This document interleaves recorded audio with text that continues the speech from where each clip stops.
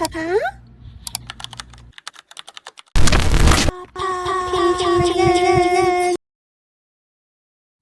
2. The Mindset Mismatch and Modern Capitalism.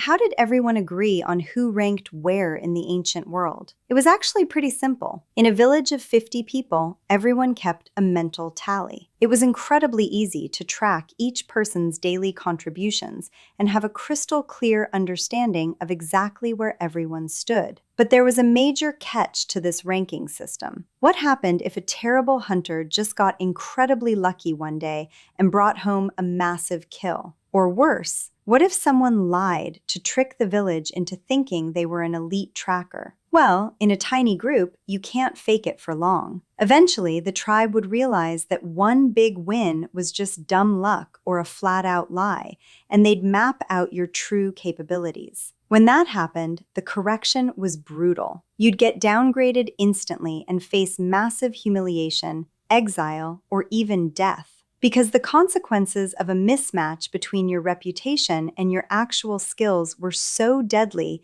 your brain had to build a safeguard. That's exactly why your internal scorecard evolved into a defensive radar system. It keeps a brutally honest track of your actual capabilities, because it knows that if your external reputation climbs higher than your real internal value, you are in extreme danger of being exposed. Fast forward to today. How the village looks at you and how you look at yourself can now wildly differ. Today, society uses money and job titles as a proxy for your external score. But your internal scorecard doesn't care about your bank account. It still asks the exact same ancient question. Are you genuinely doing your best to bring valuable assets to the tribe, or are you dead weight? This is why someone can make millions of dollars but still suffer from intense anxiety or depression. If their internal meter senses they are just coasting, the radar panics. To your ancient biology, a drop in that internal score triggers a massive alarm, because your brain equates being useless with being cast out of the village to die. So, how did we get from small tribes to modern capitalism? Agriculture gave us a surplus of resources, and suddenly,